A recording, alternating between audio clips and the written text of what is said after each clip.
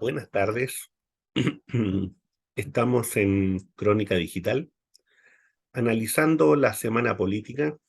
Es domingo 6 de noviembre. Estamos juntos Juan Andrés Lagos, periodista, integrante de la Comisión Política del Partido Comunista, aquí como siempre una vez en la semana, tratando de conversar de algunos temas, ¿no? Y viendo qué es lo que ha ido ocurriendo en este agitado fin de año. ¿Cómo estás, Juan Andrés? Hola Omar, ¿qué tal? Buenas noches ya. Aquí estamos. Un gusto de poder conversar y conectarnos con las personas que se conectan también. Eh, Juan Andrés, mira, hoy día eh, hay un librito que tengo acá. Bueno, no se ve completamente, ahí sí en parte.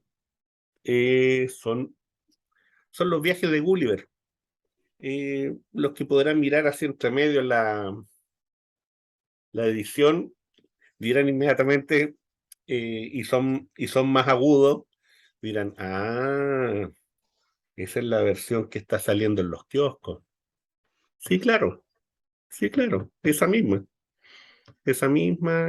que tiene una serie de textos de aventura. Por cierto, me parece que es el Mercurio, que la está sacando. Ya, Pero los libros son interesantes, sí, claro. eh, y además bonito. Está muy bonita la Sí, edición. mira, A propósito de Gulliver, un pequeño poema chiquitito que todavía falta por afinarlo, pero bueno, como estamos peleando día a día con las palabras, a veces se puede y a veces no se puede tanto. Gulliver. Como hijo de la tempestad, Samuel Gulliver inicia el largo viaje del espejo. En su Itaca no hay Penélope, y los mares nos hacen mirar como gigantes o liliputienses y aprender cosas que no sirven para nada. Insisto, en su Itaca no hay Penélope, solo un dios cansado. bueno, bueno, El, Omar. el amigo Five tenía sus cosas, ¿no? Tenía sus cosas. Tenía sus cosas, Sí, tenía pues, sus cositas el teólogo. Tenía sus así cositas el es, teólogo. así Tenía sus es. cositas el teólogo. Es un texto que Sí, yo creo que sí, es bonito leer y conocer. Se definió como un texto que era para niños, pero en realidad es claro, una lo que crítica severa. pasa, Omar, que, claro, muchos cuentos, entre comillas, infantiles, este incluido, son unas metáforas tremendas. Yo diría para la- para las personas mayores, para las personas de distintas edades. Eso es. Entonces, claro, tienen esa característica muy especial, estéticamente muy intensa, de llevarte a una suerte como de espacio de ingenuidad del relato y de la forma como uno lee, y en realidad son metáforas muy profundas. Sí, Entre sí, otras, la del propio, bueno, qué decir otros cuentos, pensando El gigante egoísta de Oscar Wilde, claro. por Por, ejemplo. por Sí, cierto, sí. por La cierto, propia Caperucita Roja, La claro, Cenicienta. sí, pues, O sea, o sea, hay mucho ahí de metáfora profunda, estéticamente, de manera humanista también, en fin, y claro, de sí, a hecho mí, se me, a mí hicieron. me llama la atención, fíjate que en todo este concepto de viaje, cómo esta vuelta a sí mismo, esa vuelta hacia sí mismo, siempre es con esa mirada tan al estilo de los griegos, ¿no? Tan en su propio estómago. Y como todo Sí, lo que hay afuera siempre es raro, aunque en ese afuera, en este caso, siempre una crítica hacia adentro, siempre una crítica a Inglaterra misma, pero, sí, claro. pero fíjate que igual me llama la atención ese concepto de que todo lo que te tira hacia afuera, todo siempre es raro, todo está, y en donde cierta paz está volviendo, Claro, volviendo a. la metáfora del recurso es una tremenda genialidad, creo yo, Mm, en este relato, en este cuento. sí, fíjate que a propósito de viajes y de hacerlo como en una especie del estilo, ¿no es cierto?, de los viajes de Gulliver, bueno, nos pegamos una pasadita por algunos medios. Y qué mejor que partir con, mira, eh, Sputnik, el cancelado Sputnik, ¿no es cierto? Eh, Hay un artículo que salió que dice: el balance de poder no cambiará, las armas de Estados Unidos no ayudarán a Kiev a invertir la tendencia.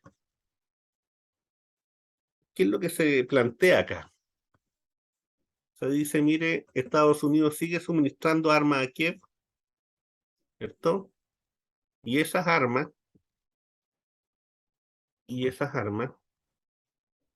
a pesar de la advertencia de Rusia, 8 sistemas de misiles antiaéreos NASAM destinados a Ucrania ya están en camino, comunicó Plum, al agregar que ya se había entregado unos 1.400 misiles Stinger previamente. Según varios analistas, el NASAM no es un mal sistema de defensa aérea con elementos de capacidad para interceptar misiles. Sin embargo, su entrega no podrá resolver fundamentalmente la cuestión de la defensa aérea para Kiev, señaló el experto del Instituto Ruso de Estudios Estratégicos, Sergei Ermakov. Otro textito, como siempre, de estos amigos que esta revista canadiense, que es de cultura estratégica: ir contra la corriente. Si Occidente realmente está preocupado por el hambre en el mundo, debería poner fin a las sanciones a Rusia. Es un texto bien, bien, bien interesante en este texto editorial, ¿ah? Porque habla en el fondo de que, mire, Sí, los elementos centrales, ¿no es cierto?, de cómo estas sanciones, ¿no es cierto?, a Rusia, a sus barcos, también trae con ello, ¿no es cierto?, que el grano no pueda salir y que no se pueda vender, y que en definitiva eso provoque la alza de precios y provoque también, ¿no es cierto?, de que tengamos la escasez que existe. Además, ¿no es cierto?, de los atentados a la seguridad y todo ese tipo de cosas que esta semana estuvieron en tela de juicio, y que significó que por unos días Rusia también se bajara del acuerdo, para luego nuevamente, ¿no es cierto?, entrar a partir de ciertas seguridades. Desde China se habla que el pacto de defensa entre Japón y el Reino Unido es un paso peligroso para expandir AUKUS. Ojo con esto. Como Japón y el Reino Unido firmarán un pacto de defensa en diciembre para mejorar la cooperación con los Estados Unidos bajo la llamada Estrategia del Indo-Pacífico, y, y contrarrestar a China, los observadores chinos advierten que esto podría ser el primer paso peligroso para expandir AUKUS, un pacto de seguridad trilateral entre Australia, el Reino Unido y Estados Unidos, amenazando aún más la paz y la estabilidad regional. Esta semana cito a nuestro amigo Jalife, principalmente, ¿no es cierto?, Lula, la vulnerabilidad doméstica, esplendor geopolítico global con el BRICS. Eso es lo que plantea nuestro amigo Alfredo Jalife en su columna de Bajo la Lupa. En esencia, ¿qué es lo que dice? Lula es ya ipso facto el máximo líder del sur global, y pobre de los maniqueos primitivos quienes piensen que se someterá a los dictados geoestratégicos de la tétrada Biden, Jake Sullivan, Blinken, Vicky Nuland, cuando Estados Unidos ha arreciado su guerra multidimensional contra Rusia y China, y no perdona la neutralidad de India, mientras Brasil, con o sin Bolsonaro y con Lula, se ha vuelto el principal socio comercial de Pekín en Latinoamérica. En la misma línea, para ver el tema brasileño, les recomiendo El regreso del niño Lula, una columna escrita por Pepe Escobar. ¿Qué es lo que dice Pepe Escobar? dice que el vector absolutamente clave es que el sistema financiero internacional y el consenso de Washington, que ya controlan la agenda de Bolsonaro, han capturado la administración de Lula incluso antes de que comience. El vicepresidente de Lula es el centro derechista Geraldo Alckmin, quien puede ser catapultado al poder en el momento en que el Congreso profundamente hostil decida fabricar algún esquema de juicio político a Lula. No es casualidad que la revista neoliberal The Economist ya haya advertido a Lula que se desplace hacia el centro, es decir, su gobierno debe ser dirigido en la práctica por los sospechosos financieros habituales. Hasta ahí llego con lo internacional, hay mucho más, pero yo creo que esos elementos son centrales como para poder entender en términos generales lo que está ocurriendo, ¿no? Como la crisis en, como la crisis que se está dando en Ucrania, la guerra, ¿no? Avanza, se está volviendo cada vez más peligrosa y yo tengo la impresión que en este momento el llamado a la paz es urgente, se hace más urgente, no un llamado a la paz porque sí, en el buenismo, pero sí un llamado a que impere en ciertos momentos la razón, que hay movilizaciones de tropas que son peligrosas, que hay movimientos en donde en este momento se puede desencadenar una escalada que no sabemos dónde puede terminar, lo que está ocurriendo en Rumanía, lo que está ocurriendo en Polonia, hay que poner mucha atención con eso, mucha atención con eso, porque en este momento ya no están combatiendo casi los ucranianos, quienes están combatiendo son polacos, son rumanos y otros. Juan Andrés. Y yo solo señalar, Omar, que yo creo que el Papa Francisco habló ayer. Sí. Hay cada vez más alertas respecto de la situación. Yo creo que es cada día más abierto y más descarado la intervención directa de Estados Unidos y de los países europeos en la guerra, cada vez más abierta y descarada, ya no hay simulaciones. Y esto efectivamente tiene el riesgo de que, como dice el Papa y como dicen otros analistas, esto escale hacia un conflicto planetario mucho más fuerte y más agudo. Estados Unidos de una manera desesperada está tratando de sostener una alianza militar contra China en el Indo-Pacífico, Asia-Pacífico. Efectivamente, tal como ahí se señala, Brasil con Bolsonaro ya estaba fuertemente instalada en los BRICS porque está defendiéndose como Estado nacional geopolítico de lo que está haciendo el imperio norteamericano y la OTAN. Y yo creo que ahí hay una mirada de Estado nacional que de repente uno echa bastante de menos en nuestro país, bastante, porque no sé de dónde se saca que estamos en la frenética época del fin de la historia, al comienzo de los 90, en esa frenética y delirante época en que la democracia planetaria había destruido todos los proyectos emancipadores en el planeta y se acababa la ideología, en fin. Es ese mito del eterno retorno que tienen en nuestro país las élites casi transversalmente, porque también hay sectores que se llaman de izquierda que también tienen esa visión. Eh, Miren en dónde estamos, o sea, miren en dónde estamos.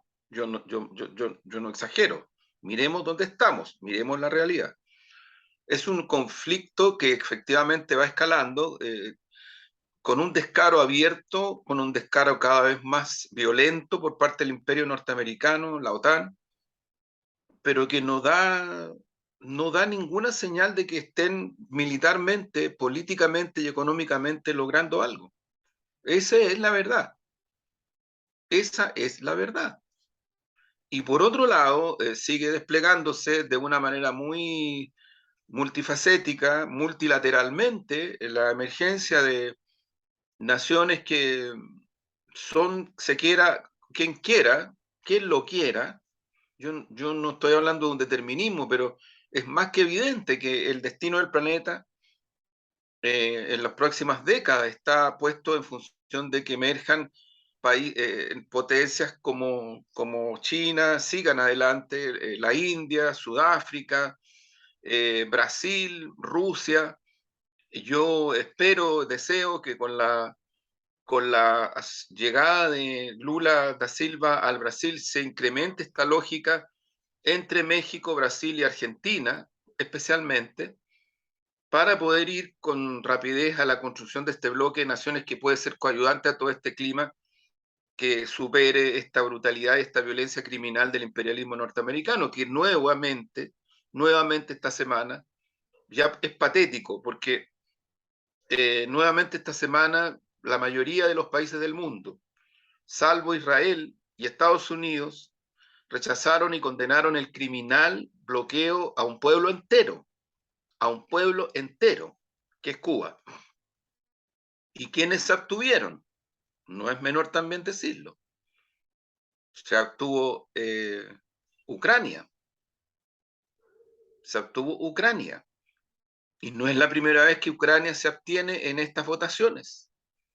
Y por lo tanto, aquí es muy evidente de que el neofascismo, la ultraderecha, que también aquí en nuestro país tiene sus expresiones y las tiene en muchas partes del mundo, a la hora de definiciones como esta simplemente toma posición, rechaza el bloqueo a Cuba, Estados Unidos e Israel y se abstiene Ucrania. Y otro país que ya me voy a recordar, pero los demás unánimemente votaron en contra, porque es un precedente demasiado grave. Sin embargo, pasan las horas y Estados Unidos no da ni una señal de que vaya a cambiar eso, ni una. Entonces uno dice, bueno, el derecho internacional, el multilateralismo, puede ser una quimera absoluta si no avanzan las naciones y las potencias y los bloques de naciones que efectivamente sí respetan el derecho internacional y su rasgo pertinente en la relación internacional no es invadir ni matar a otros pueblos, como lo hace Estados Unidos, como lo hacen los países europeos sistemáticamente. De la Segunda Guerra Mundial hasta hoy, más de 60 intervenciones militares directas. Es tan descarado esto que hay un video por ahí, yo se los recomiendo en TikTok, que la primera ministra italiana, Meloni, ultraderechista, admiradora explícita de Mussolini, cuando Macron, que se supone que es un estadista, que aquí gente de la élite centro izquierda, centro derecha, qué sé yo, llámenle como quieran, lo admiran, en fin, toda esta historia, Meloni le dice en este video, le dice a Macron, usted no nos venga a dar lecciones de nada, porque ocurre que ustedes, cuando Italia, como Estado Nacional hace unos cuantos años atrás, tenía un convenio estratégico con Libia por el tema del petróleo, ustedes destruyeron Libia, junto con Estados Unidos y con Inglaterra. Y de esa manera se tomaron el control y el poder del petróleo libio directamente. Entonces, yo no soy ni siquiera cercano o partidario a la señora Meloni, pero para que entendamos cuáles son las lógicas planetarias, que son un poquito más grandes y mayores, y tal vez, lo digo con mucha humildad, más complejas de lo que a veces se trata de instalar en nuestro propio país con yo diría, un sentido rudimentario que no da el ancho porque el Estado Nacional chileno es el que está en juego. Ahí tú decías, claro, si lo que pasa es que Brasil toma protagonismo junto con México, junto con Argentina, y van a tratar, creo yo, es mi hipótesis de trabajo, van a tratar rápidamente de avanzar en términos de activar mucho más la CELAC, en términos de desplegar elementos de fortaleza para el bloque como la moneda única. Y aquí no hay espacio para jugar a que una tercera vía, una tercera izquierda. Por favor, o sea, yo insisto, de por medio están jugándose los intereses nacionales de Chile. De Chile. ¿Por qué digo esto? En concreto, porque no nos podemos demorar más respecto, por ejemplo, de instalar una asociación estratégica con Argentina y con Bolivia, a lo menos, respecto de la producción y mercantilización del litio sobre la base de incidir en su precio internacional. Porque de otra manera lo que va a ocurrir es que las transnacionales, las cooperaciones que tienen asentamientos con el imperio norteamericano y con la OTAN, nos van a seguir descuerando. Eso es lo que va a ocurrir, descuerando. Y en esto yo diría que no nos podemos perder. Hay que hacer tratos diferenciados y distintos con China, que también tiene sus intereses como Estado nacional. Y nosotros en esto no nos podemos perder. No podemos tener, a ver, China no nos quiere invadir, hasta donde yo sé. Eh, entonces uno dice, bueno, también podemos trabajar términos de referencia que signifiquen coayudar a nuestro Estado nacional que tiene problemas serios para financiar sus políticas públicas. Lo hemos dicho otras veces. Bolivia, siendo un país mucho más pequeño, negoció con transnacionales de origen alemán y transnacionales de origen francés y logró financiar muy alto porcentaje de sus políticas públicas referidas a cuestiones sociales profundas. Entonces, este no es un camino fallido. Es que yo creo que ya esta histérica y delirante globalización capitalista se fue al tacho de la historia y nos puede arrastrar de una manera bastante brutal porque efectivamente la guerra continúa y yo no veo por dónde vaya a terminar pronto. Esto más bien, como dice el Papa Francisco, como buen analista, esto puede escalar todavía más, mucho más, y las hambrunas ya están, no es que vienen, ya están, ya están. Nuestro país está sometido a una situación muy crítica, que tampoco no tenemos espacio como para tangonear mucho en esto, porque es muy crítica el efecto que tiene sobre la mayoría de la población, la inflación, la canasta, los salarios. Cuidado, tampoco los tiempos políticos dan como para que las cosas vayan así como, no sé, felices y forrados.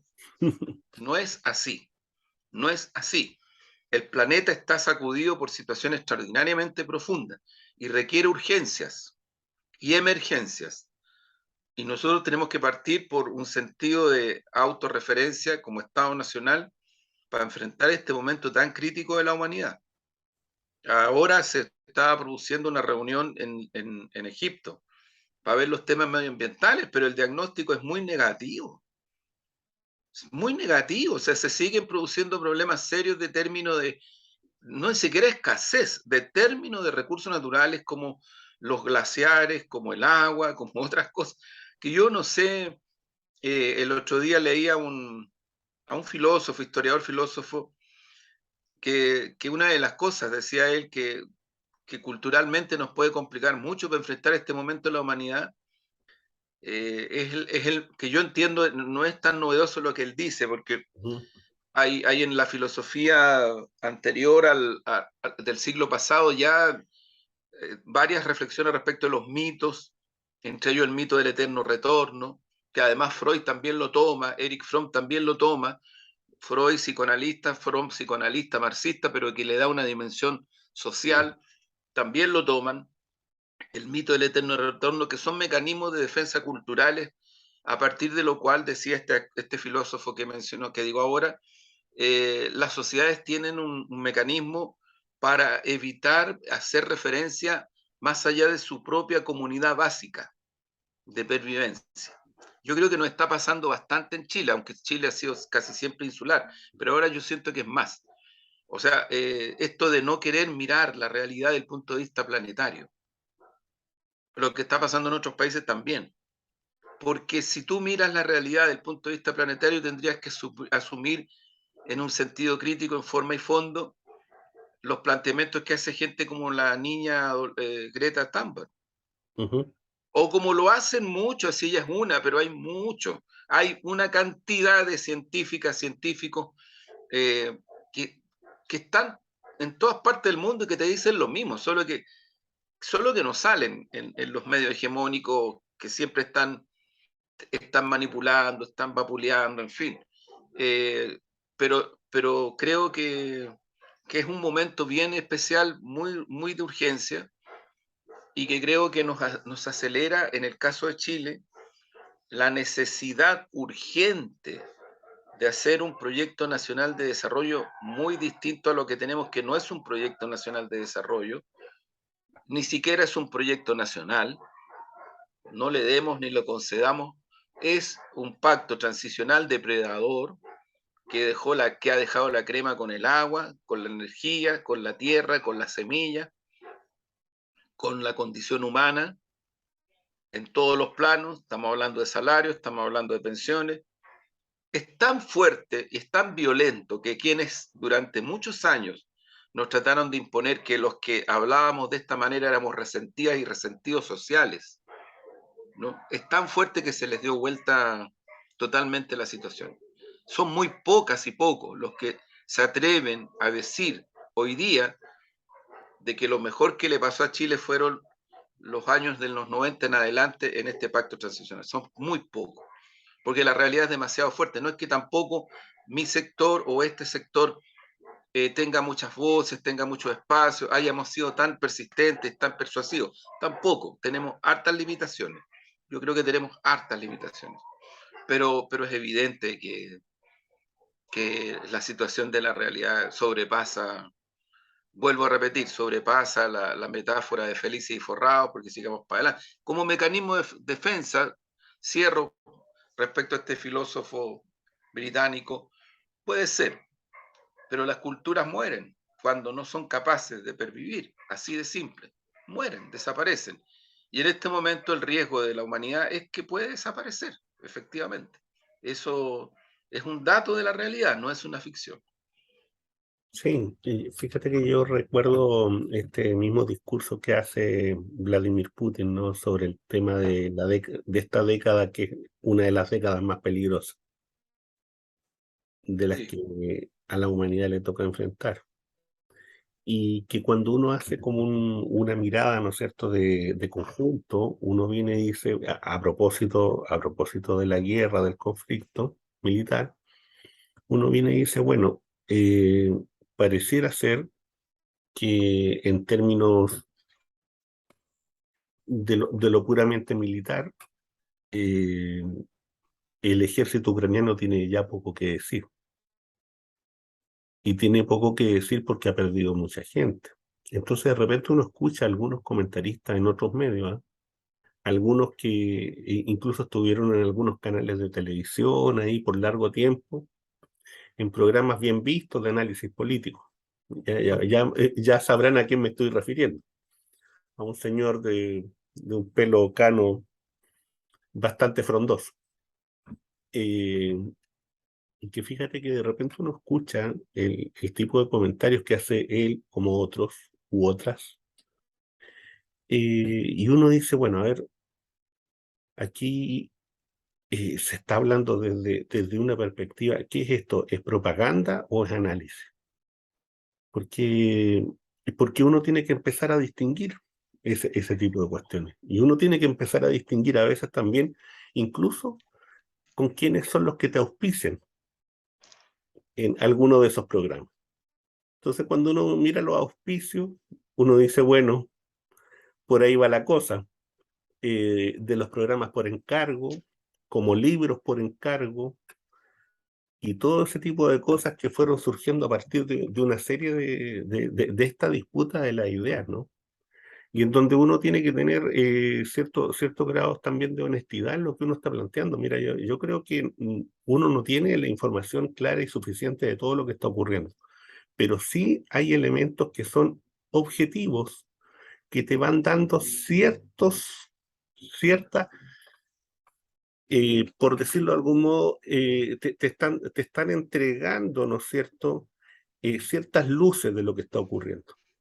Nosotros hemos insistido en este programa que en la medida en que las operaciones militares son de carácter terrorista, eso significa que en el terreno de batalla no le está yendo bien. Cuando tú ves silencio de los medios de comunicación oficiales frente al tema, es porque en el terreno no les está yendo bien, porque si les estuviera yendo bien, porque si estuvieran realmente, como dicen, ganando, esto sería un festín, y no lo es. Lo que hay es silencio. Lo que hay son intentos, ¿no es cierto?, de voltearse un puente. Lo que hay es intentos de atacar a un grupo, ¿no es cierto?, de barcos, ¿no es cierto?, en tal lugar o en otro, y que son ataques de otro corte. ¿Y eso qué significa? Que son operaciones de inteligencia porque tú ya no estás pudiendo combatir en la forma en que tú quisieras, ¿no es cierto?, en el teatro de operaciones.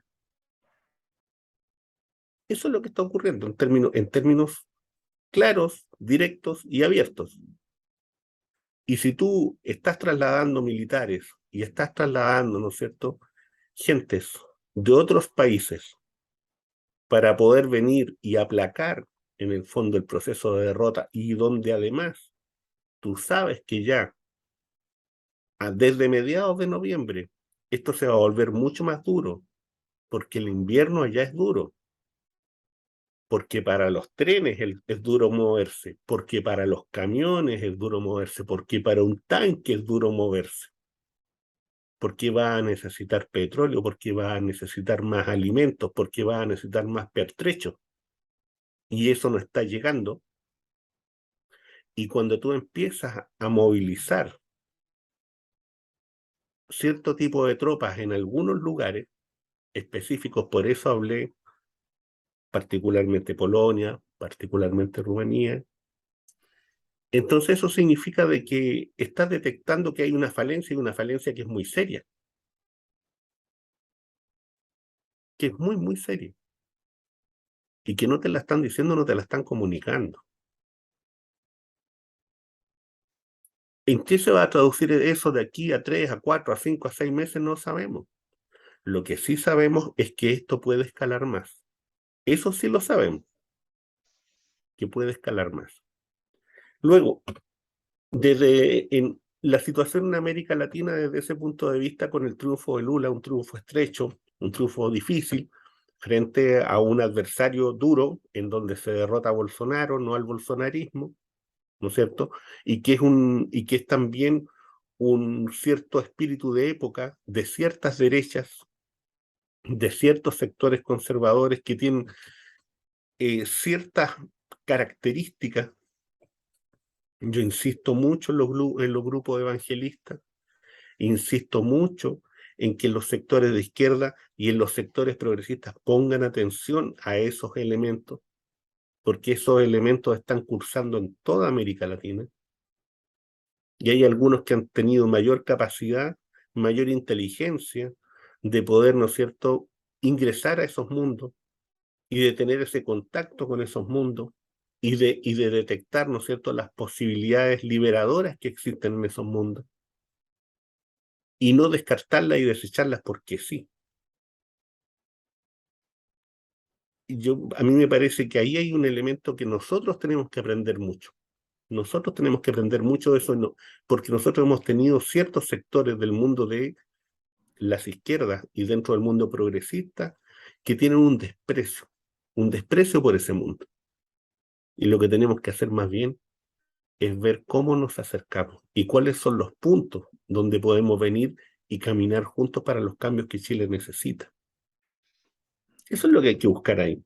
Entonces, ¿qué es lo que pasa? Que volviendo y entrando ya derechamente en Chile, Juan Andrés, mira, aquí tenemos dos, tres elementos. Primero, el llamado veto, que algunos dicen que no es veto, sino que sencillamente es el ejercicio de la democracia y que como eran minoría tenían que aplicarse en la democracia, ¿no es cierto? Y de venir y reconocer que eran minoría, punto. Y otros que hablan derechamente, ¿no es cierto?, de sacar al Partido Comunista, de que no tiene por qué estar ahí, que es una discusión, ¿no? Que es una discusión que una cosa es la discusión política y otra cosa es venir y plantear derechamente el veto. ¿Cómo ves tú eso, esta decisión del Partido Comunista que baja, ¿no es cierto?, baja la candidatura de Carlos Cariola, y no solamente Carlos Cariola, sino que de que el Partido Comunista pueda estar en la presidencia de la Cámara y que en el fondo, ¿no es cierto?, deja entrever también una discusión con el propio gobierno y con otros sectores. Mira, yo, Omar, a ver, primero yo creo que nosotros en nuestro programa, sencillo y humilde programa, hemos hecho buenos aportes respecto de un diagnóstico que yo creo que se aproxima bastante a la realidad de lo que fue el resultado del 4. Y, y yo francamente creo que esto no lo vas a encontrar, lo que nosotros hemos entregado y hemos tratado de aportar como antecedentes, como diagnóstico, yo creo que no lo vas a encontrar en ningún canal abierto, ni hegemónico, ni en ninguna de ese tipo de cosas. Hay una cantidad fuerte de opinología también, pero yo creo que lo del 4 es un antecedente demasiado contundente para muchas cosas, para muchas cosas. Entre otras, yo insisto, lo dijimos en varios programas, hay que explicarse por qué el rechazo logró el 60% y el apruebo logró menos del 40%. ¿Y quiénes son las personas que votaron rechazo? Saco de ese 60% a las personas que son parte de un votante histórico de la derecha que incluso ha mantenido su fidelidad, incluso con el dictador Pinochet. De eso estamos hablando. Saco eso. ¿De qué te quedan? Te quedan 5 millones, más o menos 4 millones y medio, 500.000 que decidieron justificar que no podían votar, que votaron casi unánimemente por el rechazo. Y entonces ahí yo te diría que hay un espacio, un campo que a mí me parece patético, de que hay medios que están haciendo el obvio, si los medios son los partidos, son los que dan direccionalidad y línea de mensaje político en Chile, y lo dan desde los 90 en adelante. Son más fuertes que los partidos políticos en sí mismos, son mucho más fuertes, construyen más opinión, más conducta, direccionan cómo la gente tiene que pensar y qué pensar también. La agenda CETIC ha sido superada en ese sentido en Chile con bastante rapidez. Son los mismos medios que no les gustó mucho que viniera esta señora, no me acuerdo el apellido, a decir de que en Chile había una especie de experimento para superar el neoliberalismo. No les gustó mucho, ¿no? Y se fueron en masa como manadas y la señora rectificó, porque parece que le dio un poco de temor y sintió el peso de esta manada bastante salvajita que tenemos aquí en Chile de este tipo. Si no es cosa de mirar este programita sin filtro nomás y uno ve cuál es el nivel. Se reproduce en otros medios grandes también, si no es solamente eso. Pero bueno, ¿qué quiero decir con esto? De que tú no puedes dejar de mirar que esas 4,5 millones de personas no son ni fachos pobres, no son, lo hemos dicho otras veces, son personas agobiadas, cansadas, generación tras generación, malos sueldos, eh, golpeados por el tema de la necesidad de vivienda, se sienten bastante humillados y humillados. Entonces, eh, ¿cómo decir, cómo explicarlo? O sea, ¿por qué toda una persona así le puedes decir, oiga, la salud tiene que ser estatal? Y te quedan mirando y te dicen, pues si la salud estatal es mala, yo la he pasado mal con la salud estatal. Tengo familiares que han muerto esperando.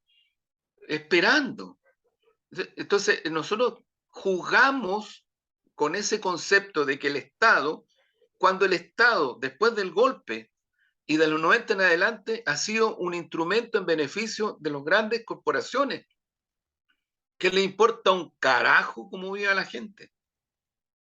Un carajo. Entonces, también yo diría que aquí hay una especie de efecto espejo que necesitamos profundamente analizarnos para poder observar la mirada que hemos tenido de un mundo. Estamos hablando de 4,5 millones de personas que no eran visibles porque no votaban, pues. Y porque la campaña de la prueba fue una campaña que ni siquiera los pescó, no habló a ese mundo. La campaña de la prueba habló al mundo de los más o menos cercanos o ya casi convencidos, una especie como de efecto de demostración que somos más. Volvemos un poquito a esta figura felices y forrados. Vamos para adelante, los apruebazos. Y oye, que no era tan simple tampoco cuestionar eso en el momento en que se hizo esa campaña, porque ocurre que el cierre en Santiago, mientras tú tenías centenares de miles de personas en la Alameda, en un cerrito no creo que había más de 300 personas por el rechazo. Y sin embargo pasaron horas y el resultado fue el que fue. Entonces, yo siento que ahí hay que poner los pies en la tierra. Yo no estoy planteando ni soy de los que se hacen harakiri y cosas por el estilo, pero por favor, yo diría que es muy, muy malo el no querer ver la realidad. El no querer ver la realidad. Y para mí la realidad es tratar de ocultar algo que no es tan simple de ocultar y que significa poder observar realmente las subjetividades, las desigualdades, las fragmentaciones, las aspiraciones, la materialidad de la vida. Porque si a mí alguien me dice en este momento que no es importante o no sé qué cosa del punto de vista de lo que es el efecto inflacionario, los salarios y toda esta... Mira la reacción clasista y brutal que ha tenido la derecha, el negocio de la AFP, la oligarquía, para irse en contra de una reforma al sistema previsional, que es un primer paso, tampoco es más que eso, es un primer paso significativo, claro, porque busca mejorar las pensiones más bajas en un porcentaje que yo no creo que sea un porcentaje tan como para que digamos fantástico lo que estamos haciendo. No, hay que hablar con realismo, pero es un primer paso significativo, muy significativo, para avanzar hacia el término del sistema de negocio. Y la reacción es brutal. La reacción clasista es brutal. Entonces, yo tengo la impresión, Omar, que estamos frente a un escenario político y social muy complejo, afectado además por la situación mundial, que requiere con mucha atención, precaución, convicción, primero mirar la realidad o tratar de mirar la realidad. Y a partir de aquello, generar políticas que permitan efectivamente enfrentarla.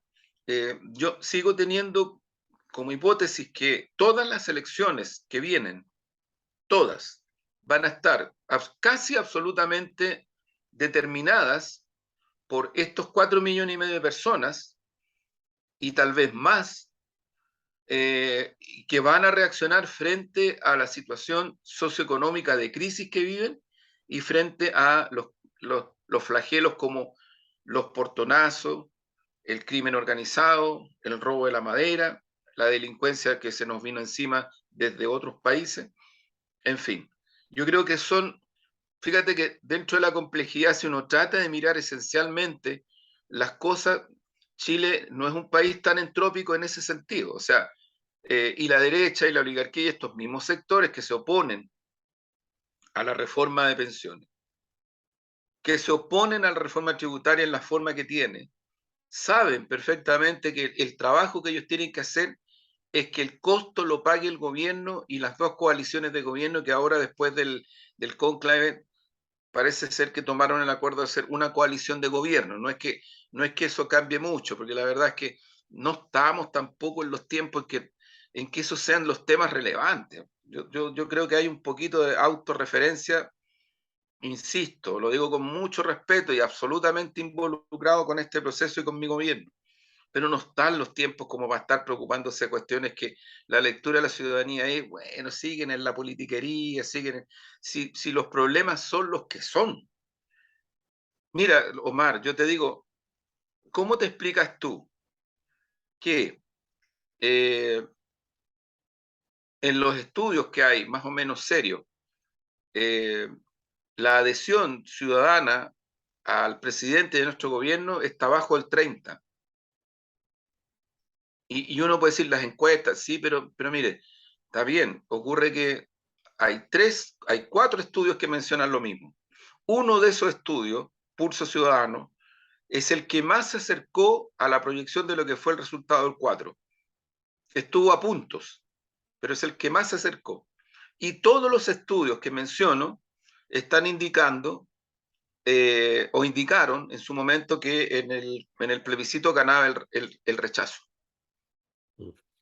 Ganaba el rechazo. Por tanto, yo diría, miremos con precaución también esto. hay otros estudios que no son públicos y que también muestran esto. Por otro lado, siguen siendo para la ciudadanía los temas de mayor urgencia, lejos, seguridad ciudadana y los temas que tienen que ver con la crisis social. Y entonces tú eres gobierno, somos gobierno. Y vamos a tener que implementar políticas que permitan enfrentar, y yo creo que lo estamos más o menos haciendo en un sentido. En el otro, yo echo de menos bastante una acción de políticas sociales de impacto inmediato, que creo que son de emergencia ahora. Y tengo la impresión que eso de alguna manera quedó planteado en el cónclave y hay que esperar qué es lo que va a ocurrir. Ya empiezan a haber movilizaciones que no se sacan nada con tratarlas de estigmatizar. Paro portuario, subcontrato del cobre, vivienda. Entonces uno dice, bueno, hay expresiones sociales totalmente legítimas que no se pueden estigmatizar. No, tú no puedes colocar las cosas en términos o estás con mi gobierno o estás en contra de mi gobierno. Eso es muy complejo en una sociedad como la nuestra, pero extraordinariamente complejo.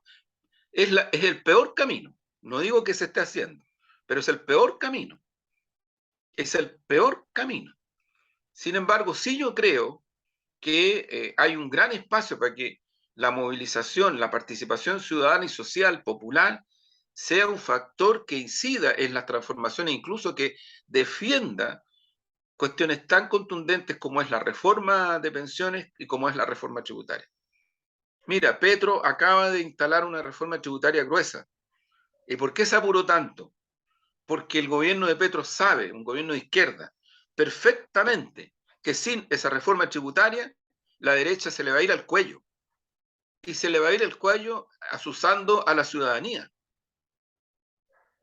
Asusando a la ciudadanía.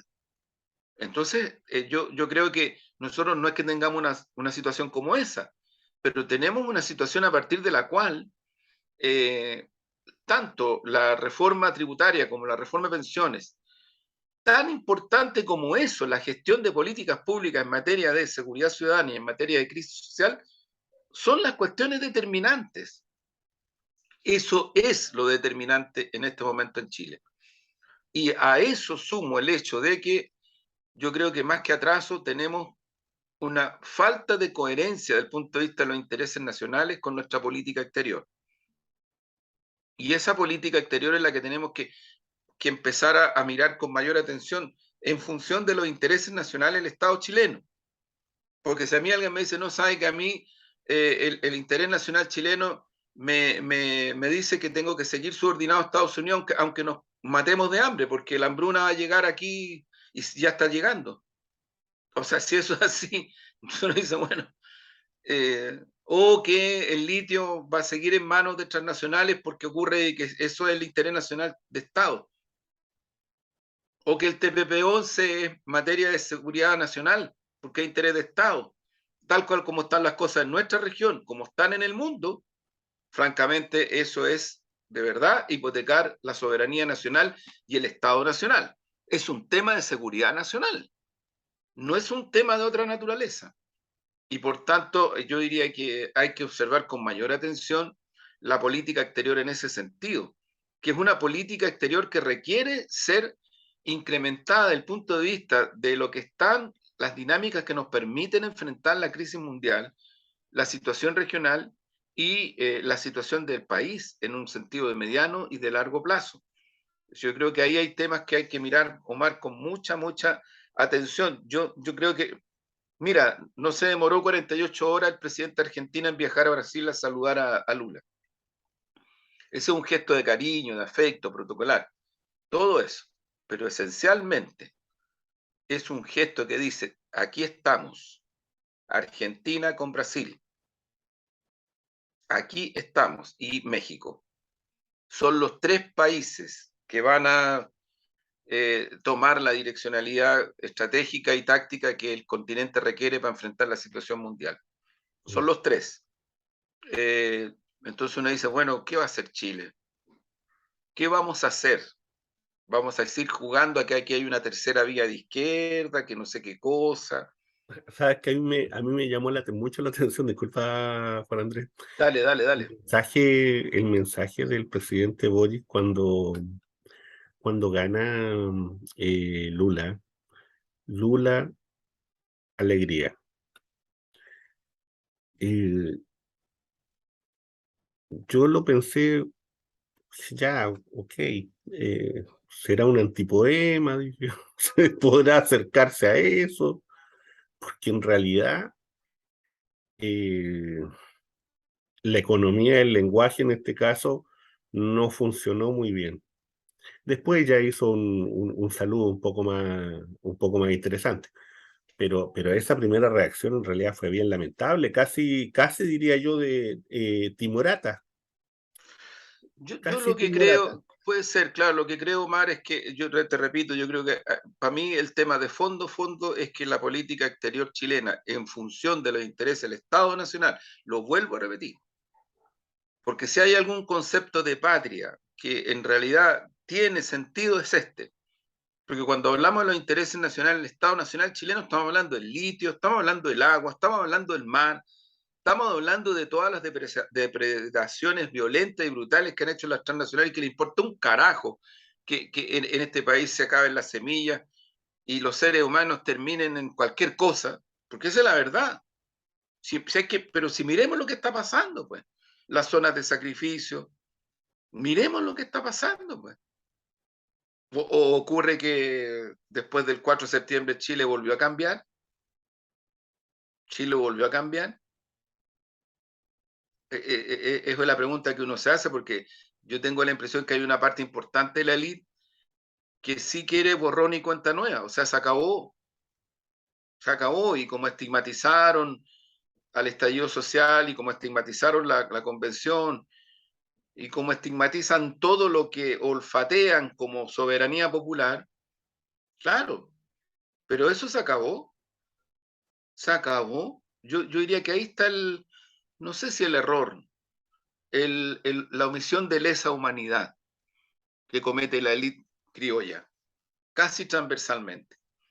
Porque mientras están hablando de un montón de cosas, yo diría que hay una parte muy mayoritaria del país que la está pasando cada día más mal. Ahora, ¿eso significa que tú vas a tener o podrías tener un camino emancipatorio en lo inmediato en Chile? No sé, pero sí sé de que en Chile las situaciones de esta naturaleza también han derivado en autoritarismos brutales. Estoy pensando en la dictadura de Carlos Ibáñez. ¿Sí? No, además que No es, no es, fíjate que hay un clima de opinión pública también, muy raro. Uno sigue ciertos programas, ciertas opiniones de redes sociales y todo eso, y la verdad es que de repente se dan un tipo se mandan un tipo de speech que son más que preocupantes. O sea, una dama venía y decía, mire, en realidad aquí, si se perdieron unos pocos pesos por parte de carabineros, eso no importa porque a los carabineros hay que defenderlos. Pero son unos pero pocos mira, pesos. Omar, yo te digo, si queremos ir al fondo del anticomunismo que está desplegándose en Chile, Ujú. al fondo, ¿cuál es el instrumento que está usando y abusando la derecha, la ultraderecha, a nivel de los medios hegemónicos? En fin, ¿cuál es el elemento que está usando? El elemento que está usando es que el Partido Comunista de Chile es parte de un gobierno en este momento que empuja transformaciones, pero que la evaluación ciudadana es mala de este Sí, pues, gobierno. eso es. Y entonces eso lo vamos a ocultar, nos vamos a hacer las leses, los lesos, No, vamos a mirar para el techo.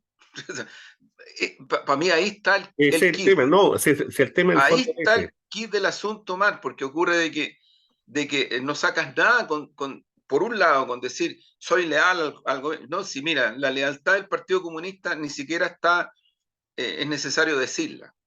Hay una historia que trasciende a la actual dirigencia del Partido Comunista, a la actual militancia. Hay una historia que trasciende. Etimológicamente el término trascender es súper profundo de mi punto de vista en cuanto se aplica en la política revolucionaria. y la política popular, y la política humanista finalmente, y la política de las transformaciones. Pero dicho esto, ¿qué es lo que está ocurriendo? Yo insisto, en eso no nos equivoquemos. La oligarquía, la derecha, el imperialismo norteamericano saben perfectamente dónde tienen que golpear. ¿Y por qué empezaron a abrir camino en esa dirección? Porque ellos saben perfectamente que frente a un gobierno desafectado en términos sociales como es nuestro gobierno, ellos pueden golpear frontal y directamente al Partido Comunista de Chile, que es parte sustantiva de nuestro gobierno. Uno dice, lo que está planteando el agua es que nos vayamos. No, no, no, no, no, no, no. No saque conclusiones fáciles. Lo que estoy planteando es al revés. Es estrictamente al revés, que nos involucremos más, pero que también seamos más incidentes para que las cosas cambien en función de las necesidades del pueblo. Ahora, ¿eso es simple? No, no es simple. Es súper complejo, pero es el único camino. No hay otro camino. Mira, yo he podido conversar con distintos compañeras y compañeros de distintos partidos, amigas y amigos de distintos partidos. Están todos preocupados de los mismos problemas, que han conversado con sus bases a nivel nacional. Están todas y todos preocupados de los problemas sociales y socioeconómicos que están afectando a la población. Están muy preocupados de lo que significa. Todo, estoy hablando Frente Amplio, estoy hablando de los partidos del socialismo democrático. Es que es lógico, si es de sentido común, es de realismo. Es de realismo. Entonces, ¿qué es lo que sale, lo que emerge? Bueno, chuta, hay que cambiar esto porque primero hay que enfrentar que la ciudadanía está en una situación de que la está pasando mal. Ahí está el descontento, pero la está pasando mal. Hay que ir en esa dirección de ayuda. Ahora, esto significa, como algunos rápidamente salen desde alguna esfera del gobierno, es que no se ve todo lo que hemos hecho, si no tiene nada que ver con eso. Por favor. Mira, durante los primeros meses de gobierno, lamentablemente, hubo voces de gobierno que cuando se plantearon cuestiones que tenían que ver con esto, ¿cuál fue la respuesta? El tótem, es decir, el programa. Es un tótem. Es un tótem el programa, como si se estuviera negando la realización del programa. Es al revés. Solo que tú tienes que gobernar en el día a día. Y cuando tú tienes situaciones tan críticas, producto de lo que está pasando en el mundo, lo que está pasando en nuestra región, lo que está pasando en Chile, lo que está pasando en el tema de la seguridad ciudadana, tú tienes que intervenir directamente. Yo creo que hoy día hay una altísima preocupación de que la acción de la derecha, que es una acción demagógica total, la emergencia de otras fuerzas que son derechistas, pueden implicar incidencia en los resultados electorales de todas las elecciones que vienen, de todas, municipales, parlamentarias, convencionales, si es que hay proceso constituyente y presidencial, de todas. Entonces, chuta, no sé si esto no es materia profunda de análisis o en qué país vivimos. Sí, Yo en ese contexto, Mar, ubico el anticomunismo. sí, no, sí, En ese contexto, ¿me entiendes? yo también lo ubico ahí. A mí simplemente de repente me extraña cierta argumentación que uno escucha y que queda ahí, ¿no? Que queda lanzado y no hay respuesta frente a eso. Por ejemplo, a esta idea de que el Partido Comunista es un partido antidemocrático porque no cree en la democracia.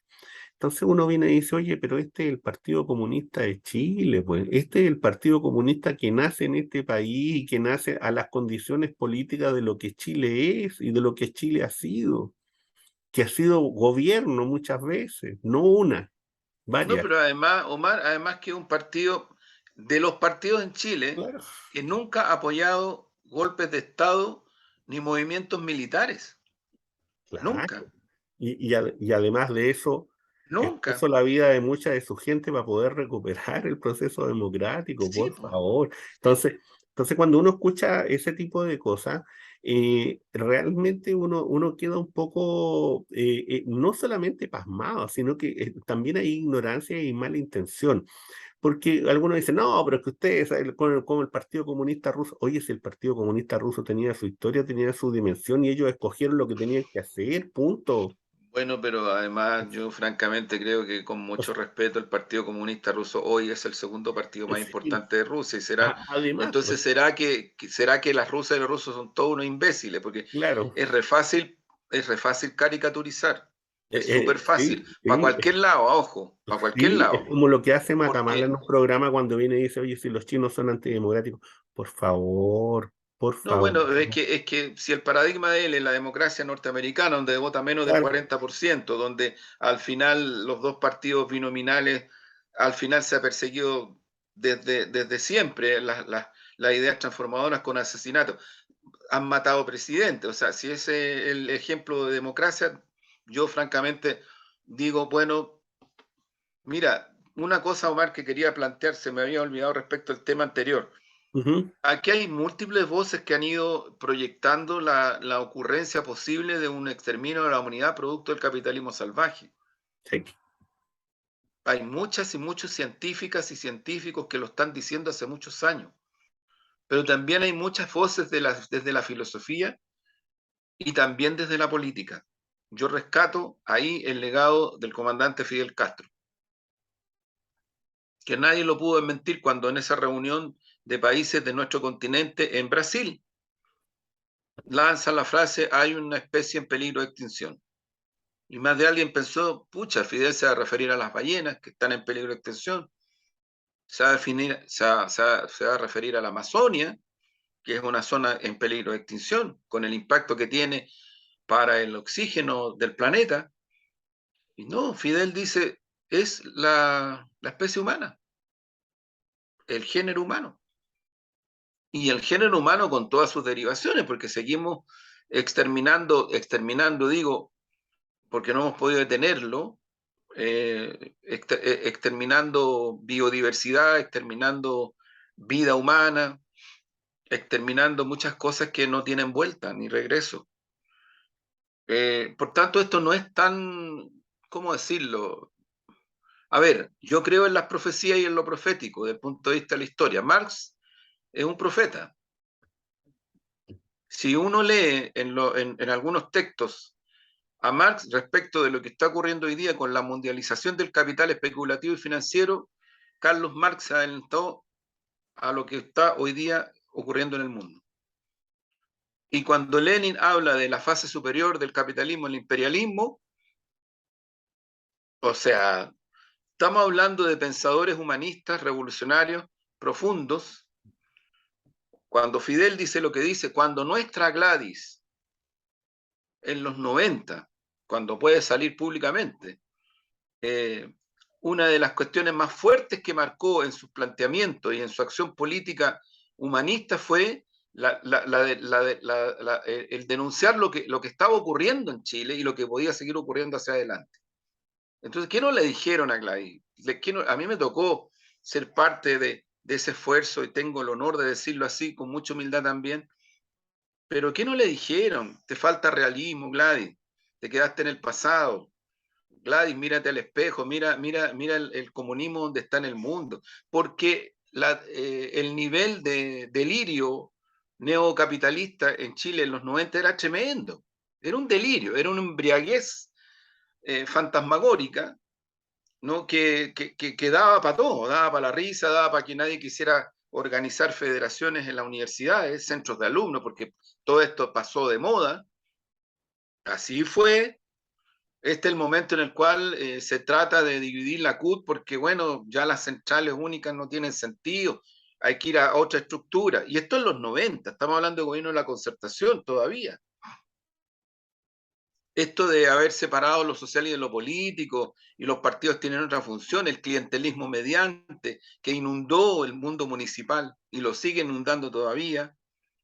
O sea, hay una este hiperconcentrado de medios que todavía no tenemos y que siguen mandando todos los días y diciendo lo que se les plante. Entonces, claro, cuando Gladys planteaba todo esto, y otras voces también, pero yo rescato la de ella con la fuerza y la convicción que lo hizo, claro que fue profética. Y tenía razón. y no porque uno quiera mirar para atrás, es estrictamente al revés.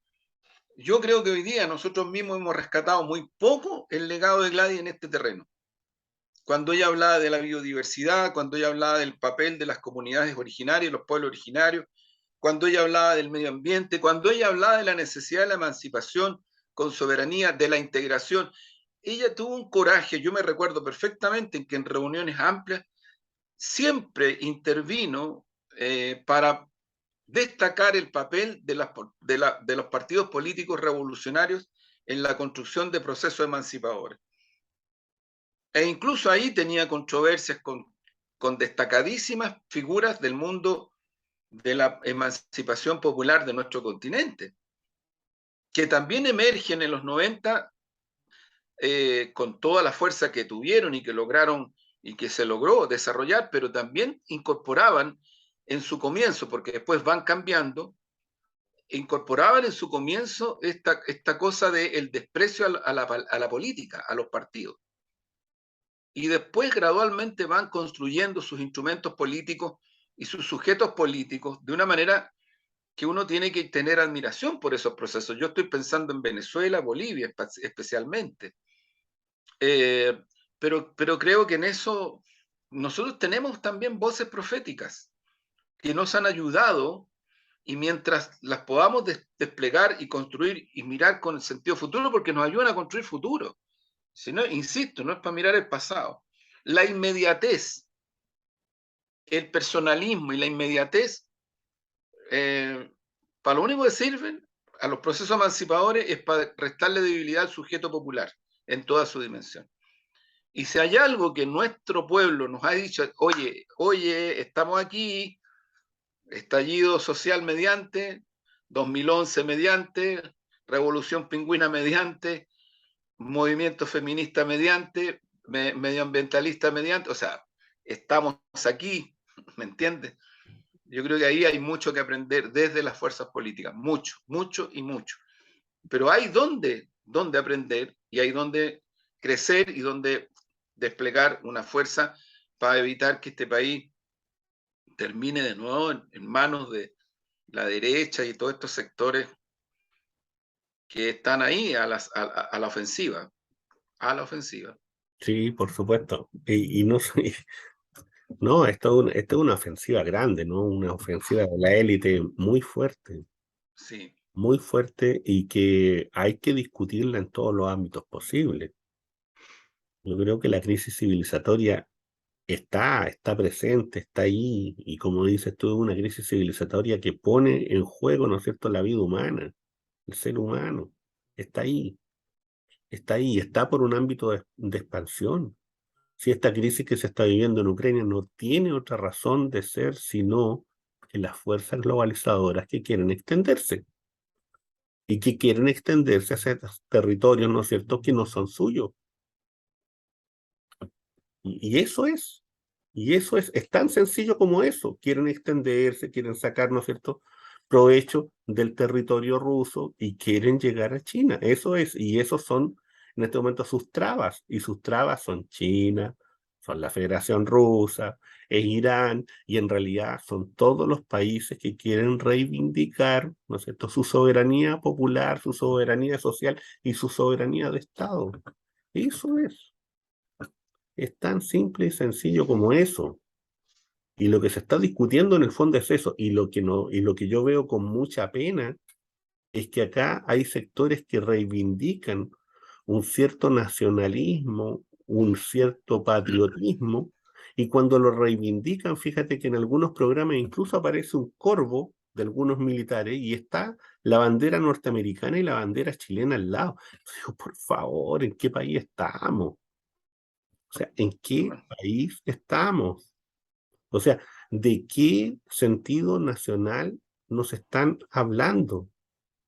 Entonces algunos vienen y dicen, no, lo que pasa es que el señor Izaguirre vendió cobre a 10 años, a 5 años, a futuro. Perdón, ¿y acaso China es el único país que ha comprado cosas a futuro en este país? Perdón, ¿acaso es eso? y el salitre, y el cobre cuando estaba con los gringos, y la electricidad, y el agua, y bla, bla, bla, bla. Por favor. O sea, hay que tener un poquito también de sentido común, de dignidad y de venir, y lo que hemos definido muchas veces, pues hemos dicho acá que hay sectores, ¿no es cierto?, que sencillamente no son chilenos, no son chilenos. Ellos están con otros intereses, los que sean, pero no son los intereses de Chile. Bueno, estamos llegando al final del programa. Estamos Nos terminando ya, hemos ido sí. entusiasmando y ahí entrando, Así es, pues. entrando en la pasión, porque en realidad el, lo que pasa es que el desafío es muy grande, fíjate que Sí, es muy sí, grande sí. porque hay ataques gratuitos, hay ataques que son de una imbecilidad muy grande y hay otras personas que tienen cierto sentido de análisis y que uno los puede respetar dentro del ámbito de la argumentación, pero que llegan a facilismos que son impresionantes, o sea, que uno viene, escucha y dice, uno no puede estar escuchando una cosa así a esta altura del siglo XXI no puede ser. Y sin embargo lo hacen. Así es, pues. Juan Así es, Andrés, pues. Ya, Pomar, nos vemos. que Chao. esté muy bien. Saludos. Chao, chao. Cuídate.